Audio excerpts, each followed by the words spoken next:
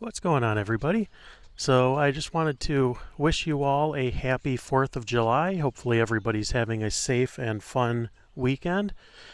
Today, we're just out on a cemetery walk in a historic cemetery in northern Illinois. This is Rockton Township Cemetery, and I've come here a couple of times to show you guys some different things. So, today, we're going to walk the grounds a little bit and check out some interesting headstones. We're going to check out some historic names and some notables and just some other interesting things that we find along the way. Now, here's something that I haven't really seen or noticed before. These are flat headstones that look like they're just in concrete, and this appears, it looks like his name was Rufus Baker, and he passed away in 1870, and he was apparently a Civil War veteran. Kind of neat, though. I've never really seen a stone like this. Now, this place is just full of history and just a lot of interesting stones and everything else, so I figured I'd just take you guys around and give you a little bit of a cemetery walk this morning. Now, here's another one. Charles Reed. Looks like he was in the Ohio State Militia, War of 1812. Born April 16th, 1784, passed away August 26th, 1863. War of 1812. You really don't see many of these. Right next to him, this is quite an old stone.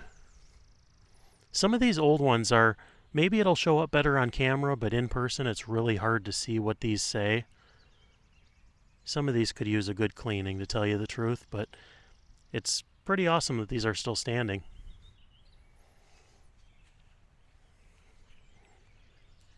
But this is, going back to my childhood, this is one of the first cemeteries that I ever came to check out. So now whenever I'm in the area, I always come back and kind of check out the old stones that fascinated me when I was younger, and, sometimes check out some of the newer ones, because they are still putting people in here. This is pretty neat, too. Almost kind of looks like a log bench. The Fraser family. Let's see what they have over here. Veteran of 1861 to 1865, so that would be the Civil War.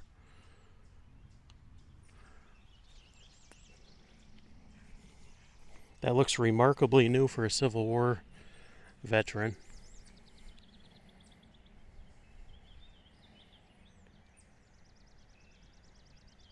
Now, it doesn't look like anybody here. Well, the father Myron, 1842 to 1917. So that is very possible. He would have been 19 years old when the Civil War started. So that would make sense. And I know I just did a video on this the other day, but if you guys haven't seen this one yet, this is one of the more interesting people here. This is Brigadier General Elon Farnsworth. Now, he was a pretty well-known guy in the Civil War in the Union Army.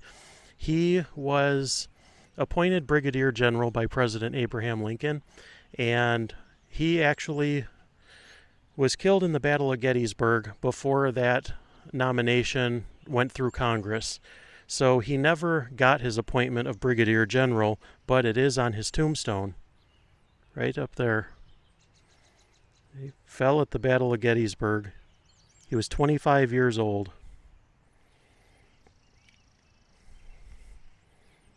There's a little look at that. But you wouldn't expect there to be this much history in the state of Illinois, especially the northern part of the state. But I've always just been fascinated by some of the things that are here. Well, this one has the name Warren on it. Died in 1874. This one looks original, but this is pretty good stonework. I just love looking at stuff like this. And I've gotten quite a few comments on other ones like this in the past. People that seem to enjoy looking at old stones and historic cemeteries. It's pretty cool. This is Henry Shirley. Died September 27th, 1865. 44 years old. That's another thing that you notice is that people really didn't live long back then.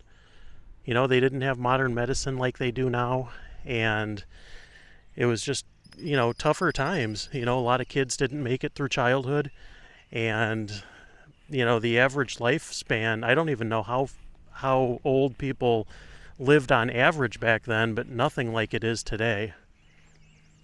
You know, it's actually pretty rare to find somebody that lived a full life back then, it seems like.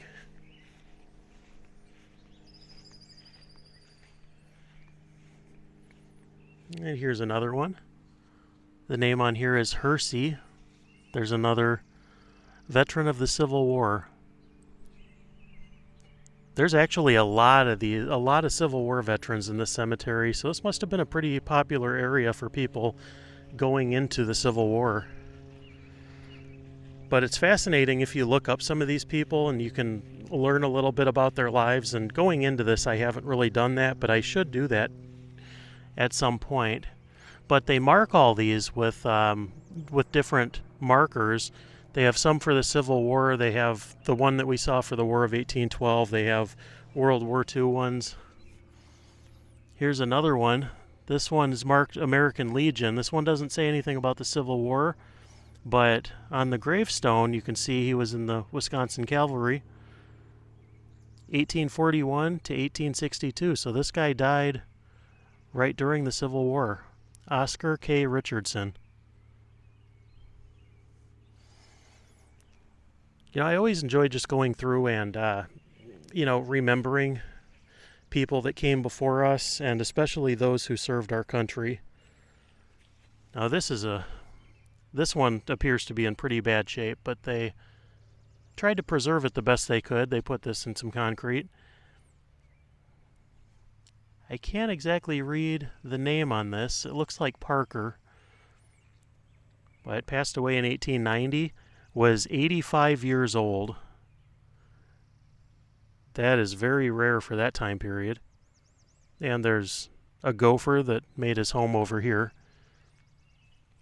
But just a very fascinating place here. And there's a couple other things I want to show you guys. Oh, this is neat too. A lot of personalized things here. This person does not appear to have passed away yet, but they have their stone ready. Winifred Lee Osgood. They have a horse on their memorial marker. South Shore Country Club. That's pretty neat. But it's interesting just taking a look through places like this and just seeing how people want to be remembered and what they want to be remembered for, what people have on their stones. Maybe that makes me a little bit of a weirdo, but there's been enough people on this channel that have said they enjoy it too, so that's part of why I do this. And you know, it's just keeping the history alive. There's a couple other things I want to show you guys up here that I noticed the last time I was here. And this is something I have never seen in a cemetery. Maybe I just haven't been to enough of them yet, but I just thought that this was a really beautiful thing. Here's a family plot right here under a tree, and they have a small garden.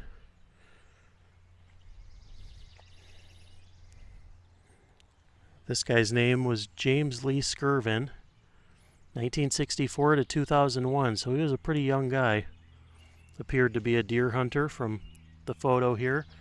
And in the garden behind, they have a deer. Now, have any of you guys ever seen a small family garden in a cemetery? Because I haven't. Now, let's go back in history just a little bit. And the early 1900s, everybody knows of the Titanic. And that, you know, a lot of people died. It was a huge tragic thing. But not as many people know about the Eastland. Now, the Eastland was a ship that came in. There was going to be a company outing, and a bunch of people were getting on this ship, the Eastland, in the Chicago River, and the boat basically capsized, and it was one of the biggest tragedies in the water in American history. And one of the victims from that is buried right here. This is Grace Stevens, born 1891 to 1915, which is when the Eastland disaster happened. A victim of the Eastland, July 24th, 1915. Now, if you guys don't know much about the Eastland disaster, I will do a video on it coming up from the location where it happened. But there's a lot of haunted history and a lot of haunted lore. It capsized in the Chicago River, and a lot of people claim that they hear screams from that location. Oh, there's a rabbit. But they hear screams from that location, and people that eat in the restaurant right next to where that boat capsized claim that they see faces in the water, like underwater. So, and there's multiple instances of this. So if you guys are curious and want to go down the rabbit hole, check out the Eastland disaster and the hauntings of it, and it's quite a fascinating tale. But I will do a video over there. That has been on my radar for a while, and I'll tell you guys a little bit more of the details right off the bat. I know it happened in 1915, but I don't know the exact death total. But I'll give you guys that information when I do the video. But just a tragic day in American history. But for some reason, a lot of people that I've talked to about this don't seem to know anything about it or haven't even heard of it. So I always found that to be kind of a little mix of disturbing and sad. There's one too. I kind of wonder if these sat upright at one point and then maybe tipped over and then they concreted them in. If any of you guys know anything about why these are in concrete, kind of in the ground like this, let me know, because I haven't seen many like this, and I'm really curious if they did that, if that's how they originally did it, or if this is kind of a way to preserve the original headstone. Now, these have always been some of my favorites.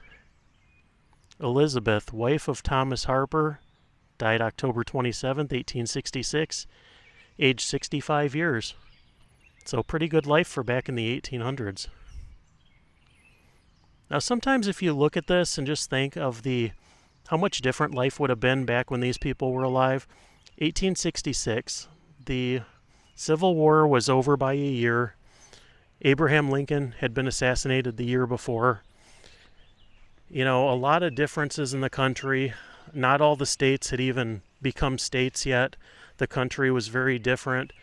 And when you think of times, no telephones, no TV, no computers, none of that was around yet. Technology wasn't really there.